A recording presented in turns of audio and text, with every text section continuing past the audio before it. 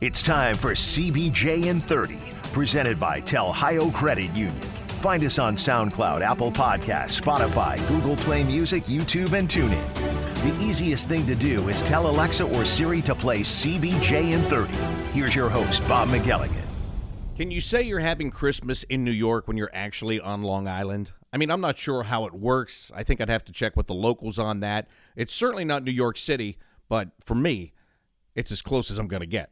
Welcome to CBJ in 30, presented by Telhio Credit Union. I'm Bob McElligott. This is not only the Christmas edition of the show, it's also a Monday Mailbag, and it is also the final show of 2019.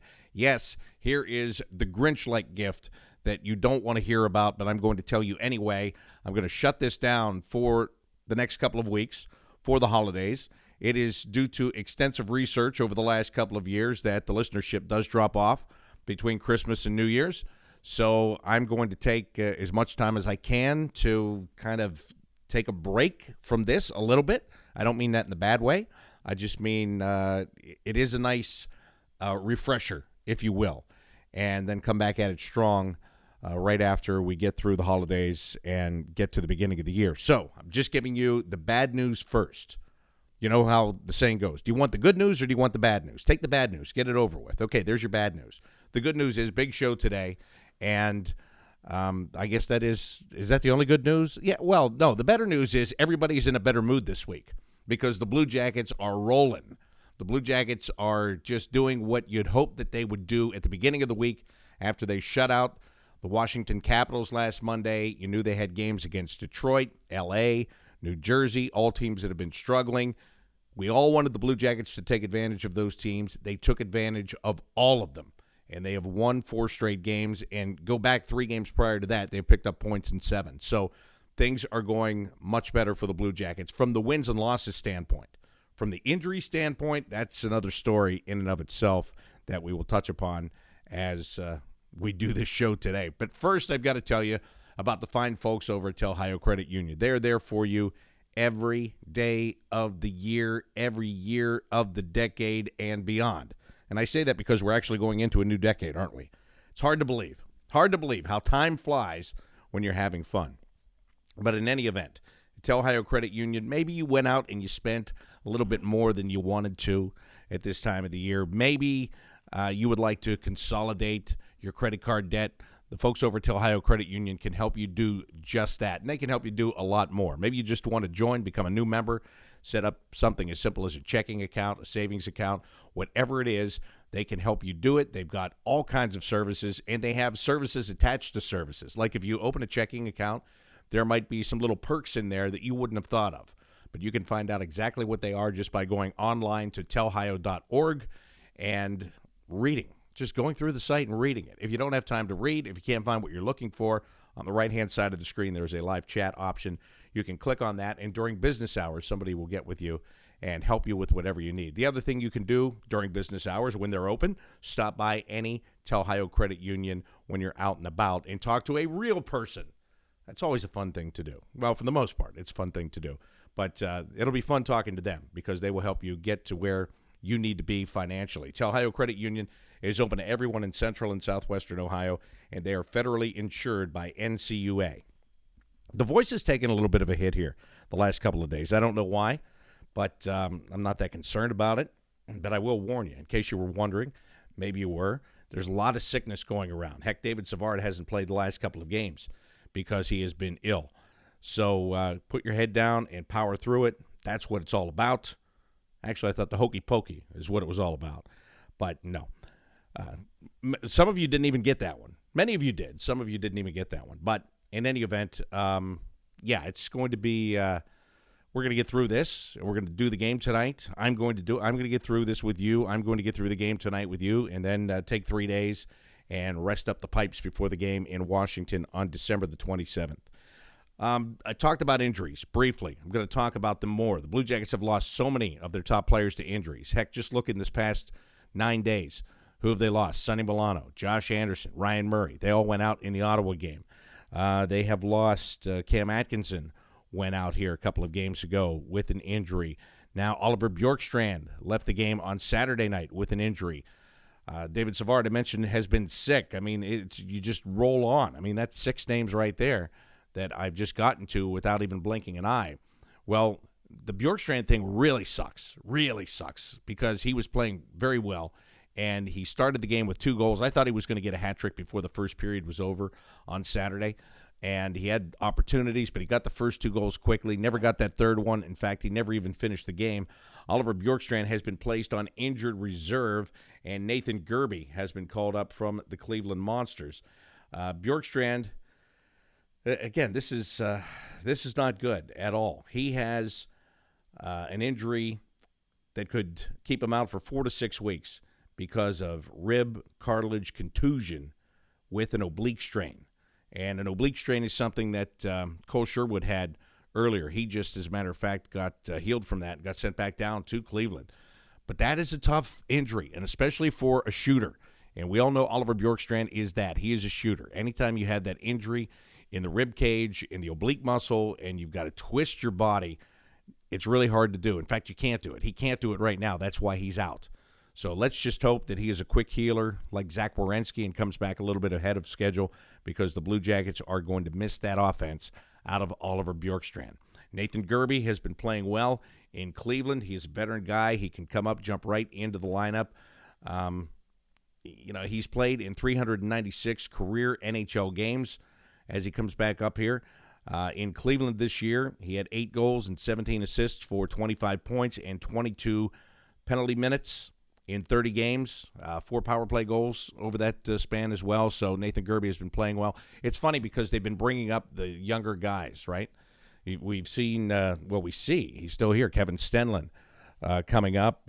Jacob Lilia is back up now. They brought in Ryan McInnes, who made his NHL debut on Saturday night. So they've been bringing up the young guys, kind of looking at them at the same time as they're trying to fill holes with these injuries. But in this case, they're going to bring up a guy that is playing well in the minors, who has a lot of NHL time, and they're trying to fill that hole as best that they can. They're trying to fill it with somebody that can jump in and play for 4 weeks, I think. And I'm not saying he's going to play as high in the lineup as Oliver Bjorkstrand did. I'm not saying he's not going to play as high in the lineup as Oliver Bjorkstrand did. But Nathan Gerbe is a guy that is proven, and he is going to get the opportunity to come in here and play. So that's the good news for him. The bad news for Oliver Bjorkstrand is that he is going to be out maybe as long as 4 to 6 weeks. So that stinks. I've really started off this show with great Christmas cheer, haven't I? I really have. I told you I'm not going to do the show for 2 weeks, and then I told you that the guy that's been red hot as of late, another guy that's been red hot, is out of the lineup. So, hey, I can only tell you what's true, and both of those things are true. Well, let's get to the mailbag today and the questions that you have sent me at Bobby Mac Sports on Twitter. Now, I did try to start this off on Saturday because today is Festivus. And for all of you Seinfeld fans, or those of you who have learned of this, even though you came along after Seinfeld, Festivus is a manufactured holiday on Seinfeld. George's father came up with this holiday to replace Christmas. He didn't like Christmas and the commercialism of Christmas and all that. So today is Festivus, and you're supposed to have the airing of grievances on Festivus. So you tell everybody all the problems that you have with them. So I tweeted it out the other day, and I said, listen, any grievances you have with me, here's your chance. In this Monday Mailbag edition of CBJ and 30, presented by Telhio Credit Union, it is your chance. I laid it out there for you. I gave it to you. I put it on a tee. I put the bat in your hands. I straightened out your batting helmet. I pointed you in the right direction. It was right there. And I'll tell you what I got. And you'll see how people did not take the opportunity with this. Or they did for fun in some cases, like Jeremy, who says, why do you not work crazy amounts giving us all the podcast we want and crave? Give me all the hockey. Also, why are you not able to score or make the Blue Jackets score? A little more help from the booth in the offensive end would be appreciated. All jokes aside, great work and happy holidays. Thank you, Jeremy. I appreciate that. And you know, if I could make them score, they would score a lot.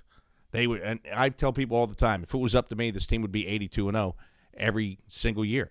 But it's not up to me. I'm like you. I am rendered a spectator, hoping that the best comes along. And it has been as of late, which is great. It absolutely is. And we'll talk about more about the injury situation here with speaking about how it's been great and how has it been great with these injuries. I'll tell you about that as we go along here in just a bit. Greg Senko says, I have no grievances about you for this edition of the Monday Mailbag. This team, this state, and us fans are extremely fortunate to have you. You are a master of your trade. Merry Christmas to you and your family. Thank you, Greg. I do appreciate that. Master of trade. It's all about theater of the mind, and I may have you fooled, but no, I really appreciate that, Greg. It's when you get comments like that, you always wonder who listens. Is anybody listening? You could wonder that, right? I'm sitting here by myself right now talking to myself. Is anybody listening? But I know you are, and I know you're there, and I appreciate comments like that very, very much. Barak Nichols says, how about a Festivus miracle and Elvis gets his first win before the new year? Again, if there were things that I had control of, then I would I'd make that happen for sure. I would for sure make that happen.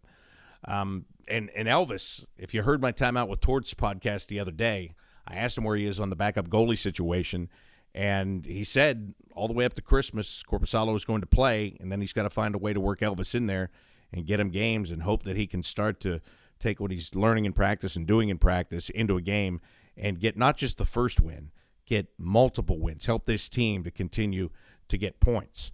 But for the moment, he is going to have to sit and wait. And so that Festivus miracle may or may not happen, quite frankly.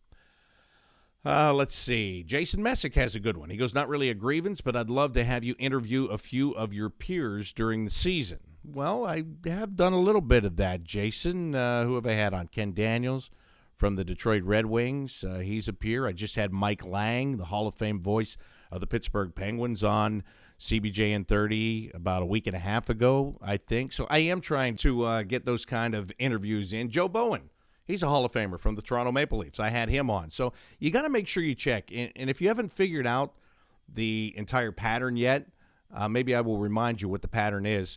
Mondays, we do the mailbag, and then one day during the week, depending upon how the schedule falls, I get John Tortorella for Time Out with Torts, and then on Fridays, I'm doing interviews with other people, and many times they are other broadcasters. So, Jason, go back in the archives on the CBJ Radio SoundCloud page, or go through whatever your podcast provider is. If you go back through, they'll all be there for you.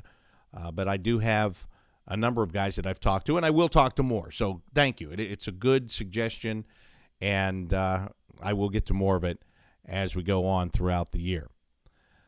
All right.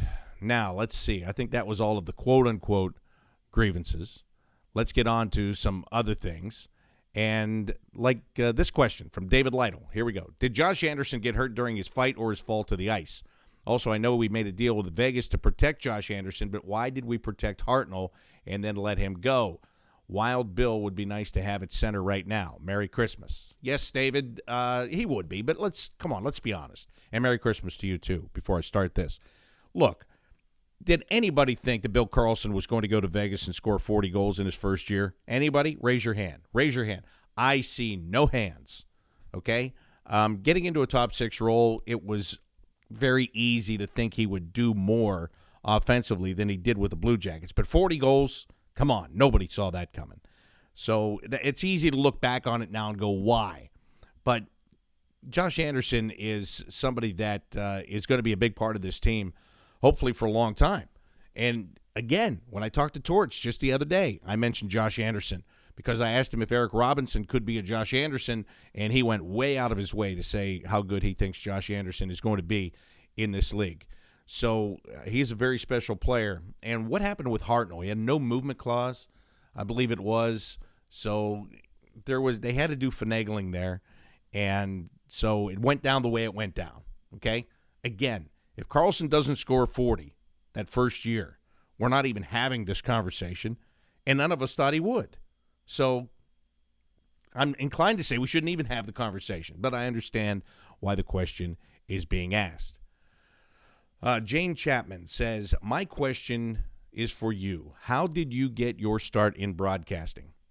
Jane, I'm going to try to I'm going to condense it here is the word I'm looking for. I'm going to try to condense it for you. First of all, I went to my local station in my small hometown, an AM/FM combo, and I went to work for free.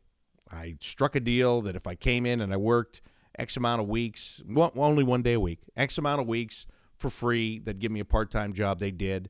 I eventually, what I wanted to do when I took this job, I knew they did a lot of high school sports. I got onto the football broadcasting crew, did basketball, did high school wrestling on the radio, did baseball, did all of that.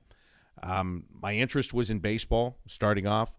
I got into minor league baseball. I was looking to get into minor league baseball, but I got the mascot job in Johnstown of the East Coast Hockey League. And while I was there, the guy that was doing the games at the time, a great friend of mine named Greg DeVito, who is out of the broadcast business now and helped me learn so much. He taught me how to broadcast hockey. I knew the game but didn't know how to broadcast it. He helped me by doing high school hockey games with me. And then eventually I did color with him on some of the road games, Erie, Wheeling, all the hot spots of the world. And then I got a minor league baseball job 2 years removed. Then he got a job at the next level of hockey. I came back, I took his job, and then I went to the next level in the American Hockey League and continued to do baseball at the AAA level before I came here to Columbus. So that's everything in a nutshell right there.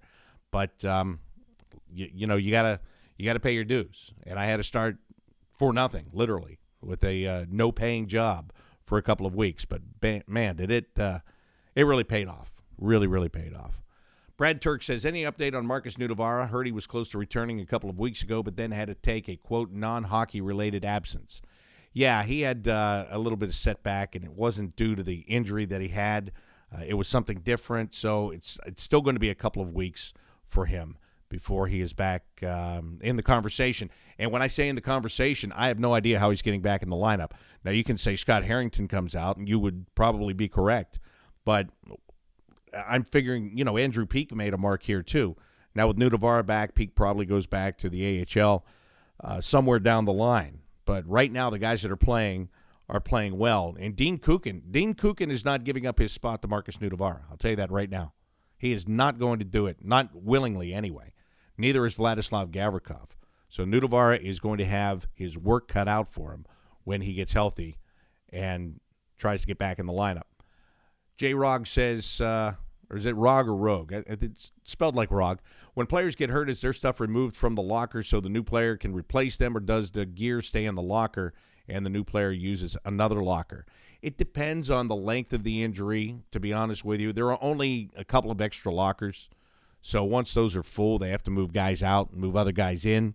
But then when those the regular guys are getting ready to skate again, they have to come back into the room. So it's varied.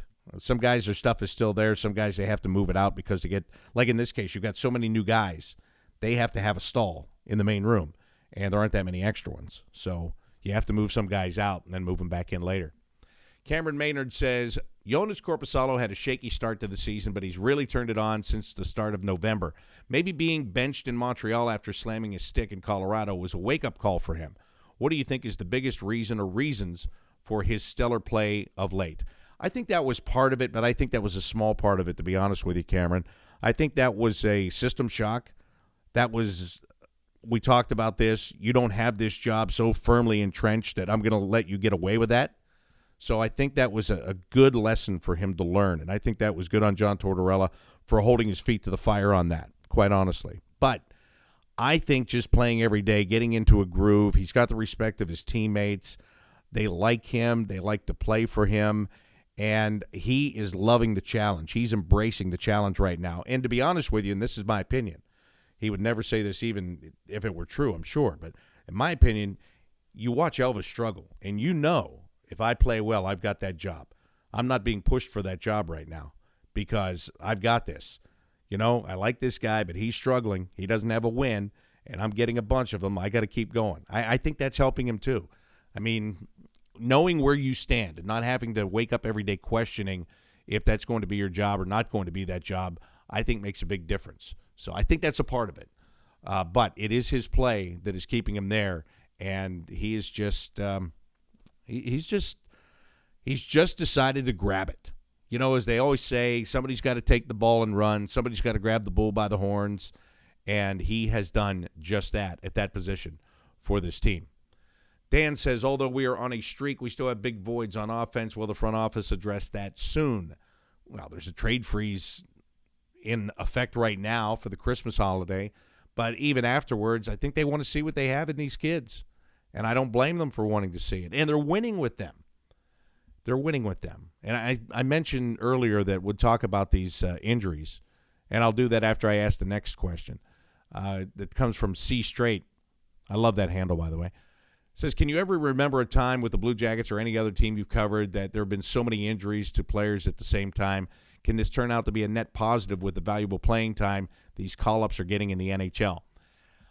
I don't remember a time where, I'm sure there were times when there were this many injuries, to be honest. I think it happens every so often. I remember being in the minors when we were at the end of the season and had like 15 games left and we're trying to push for a playoff spot, and the Blue Jackets had so much stuff going on that they were taking a different guy every day. And we were bringing in guys. Now, we're talking about guys not even in the organization. They were coming out of college and signing professional tryouts and all kind of stuff. And we won 15 in a row and finished in second place and got home ice advantage in the first round. It's funny how things like that happen. And some of that is happening right now. You get young guys, and you are forced to play a more simple game. There's not as much chemistry. Well, there's some chemistry between the guys that were playing together in Cleveland. Now they come up here and they play together. But there's not that full team chemistry. Now you're kind of learning again, but you're doing it in a way where everybody kind of steps back and says, look, we got to simplify everything here. Let's make it as easy as possible for these guys making this transition. And that's what they're doing, and they're getting good goaltending while they do it, and that's the difference. So, yes, sometimes it is very much a net positive because you win games, you play better because you play more simple, and this experience that some of these guys are getting, hopefully, is really going to pay off in the future for them. Next question. Snapshots in hockey history. Just curious, do you have any old WHL games on DVD? No, I don't. I don't.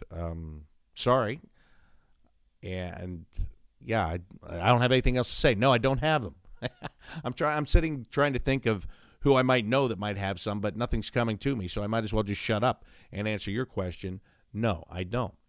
Jason Scope says, what is your favorite Christmas memory as it relates to hockey, and is Die Hard a Christmas movie? It's always a topic of discussion this time of the year, right? Die Hard, because it takes place at Christmas. So I'm going to say it's a Christmas movie that you can watch any time of the year and not feel like you're watching a Christmas movie. Does that make sense?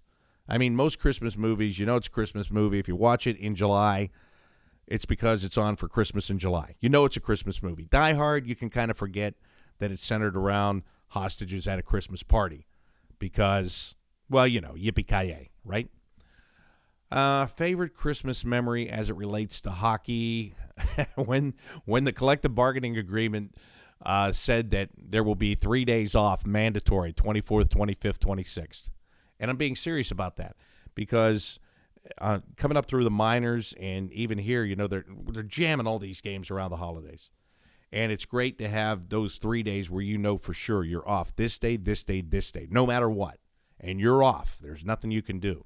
So that was a great day, quite honestly, because it ensured that you get to spend time with family.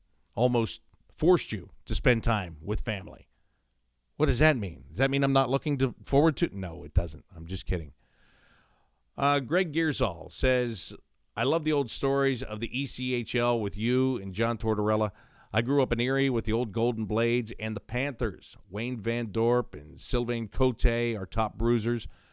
Where were you? Johnstown working radio. We took a Booster Club bus trip down there. The fans were great about it. Oh, they were great about it. And the thing about, yes, I was in Johnstown, and when I was working with Greg and I was doing color on road games, Erie was a place that I would go, as I said earlier. And it was great because it was a great rivalry. They were two of the early teams in that league. So they were both in the state of Pennsylvania, close enough, 3 hours or whatever it was. So it was good for a rivalry, and the fans traveled, as you just said. And the fan rivalry is funny to me because it's not like Slapshot. It is to an extent, but I mean, in Slapshot, the fans all wanted to fight one another. I thought it was more of a friendly rivalry between the fans.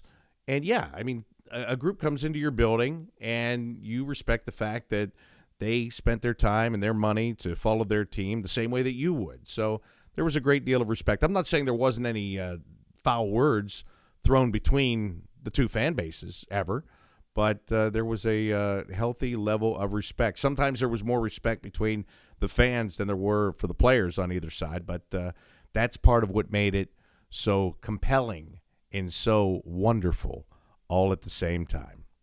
Well, thank you for all of your questions and all of your comments today for this Monday Mailbag edition of CBJ and 30, presented by Telhio Credit Union. I would be remiss if I didn't tell you how much I appreciate you, and that's why I'm going to tell you right now as another year comes to a close. I am here because you are there. It's as simple as that. If you didn't listen to games, if you didn't react to the shows like this one and the Timeout with Torts, there would be no reason for me to be here doing what I do. So I cannot thank you enough for your dedication and for the time that you give to this organization to listen to these types of programs, to come to the games, to come to the autograph signings, to be wherever the Blue Jackets are. Much, much appreciated. Thank you very much. I hope that you have a very happy and safe holiday season. Merry Christmas to you. Happy holidays in whatever you celebrate at this time of the year. And, of course, a Happy New Year. I cannot believe that the calendar is about to turn to 2020. And the Blue Jackets have one more game to play. It'll be a Metropolitan Division game against the New York Islanders tonight, 7 o'clock. Pre-game coverage starting at 6:30 on the Blue Jackets radio network. So, again, a Merry Christmas and a Happy New Year. And I will talk to you tonight from the beautiful, quote-unquote, Nassau Veteran Memorial Coliseum. Blue Jackets are back in the old barn tonight to see if they can keep their streak going right into Christmas. We'll find out tonight. Until then, I'm Bob McElligott saying so long.